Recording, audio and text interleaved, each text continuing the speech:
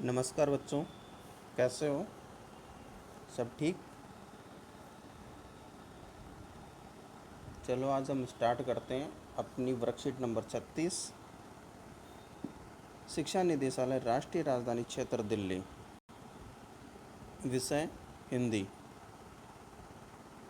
दिनांक 25/9/2020। आज की जो हमारी वर्कशीट रहेगी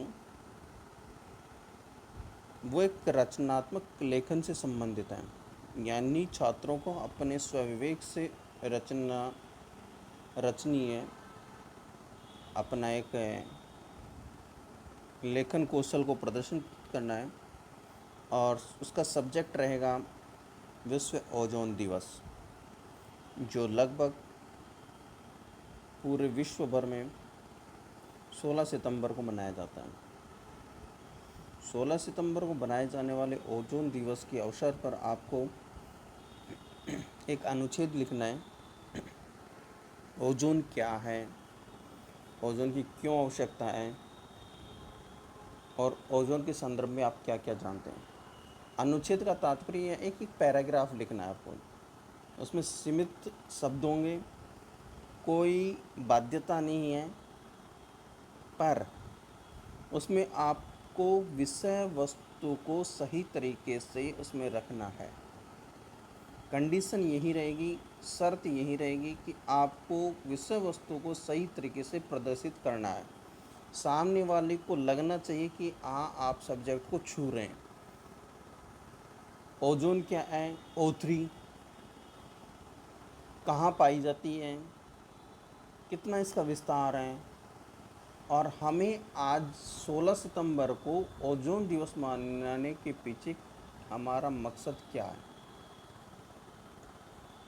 यानी हम ओजोन दिवस क्यों मना रहे हैं।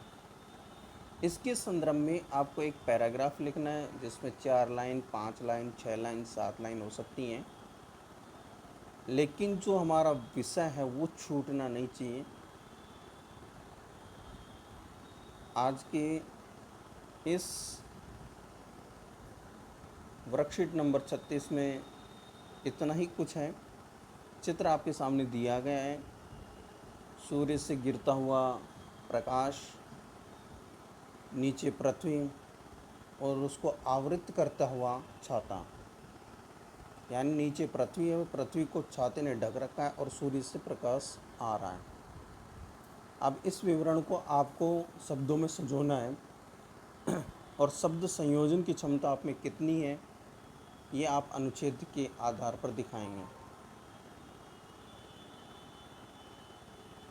सूर्य से निकलने वाली विभिन्न हानिकारक जो तरंगे हैं उनको O3 यानी ओजोन की जो परत पाई जाती है, ओजोन की जो लेयर पाई जाती है, वो इसको पृथ्वी पर आने से रोकती हैं, और जिसके कारण इसको पृथ्वी का छाता भी कहा जाता है।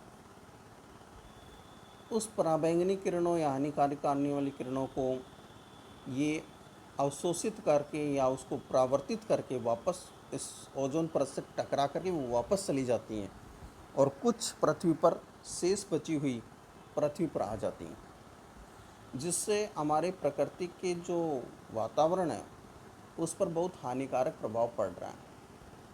आज आप देख रहे होंगे बहुत सारे ग्लेशियर जहाँ पर बर्फ़ जमी होती है वो पिघल करके पृथ्वी पर या समुद्र में बहुत ज़्यादा आ रही हैं। जो प्रकृति का तापमान है वो भी बढ़ रहा है। विभिन्न प्राकृतिक आपदाएं आती रहती हैं। इसके पीछे सारा कारण वही हानिकारक किरणों का पृथ्वी पर आना है। अब वो क्यों आ रही हैं, इसके पीछे एक रीज़न है कि विभिन्न प्रकार के प्रयोगों के माध्यम से हम अंतरिक्ष अनुसंधान करते रहते हैं, यानी स्पेस।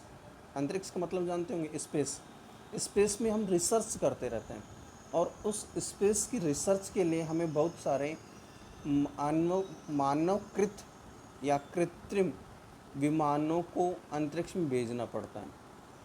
अंतरिक्ष में जाते समय विमान उस ओजोन की लेयर में, उस ओजोन की परत में छिद्र कर देते हैं और उस छिद्र के कारण बहुत सारी हानिकारक किरणें पृथ्वी पर आती रहती हैं और उनके दुष्परिणाम हम दिनों दिन भुगत रहे हैं।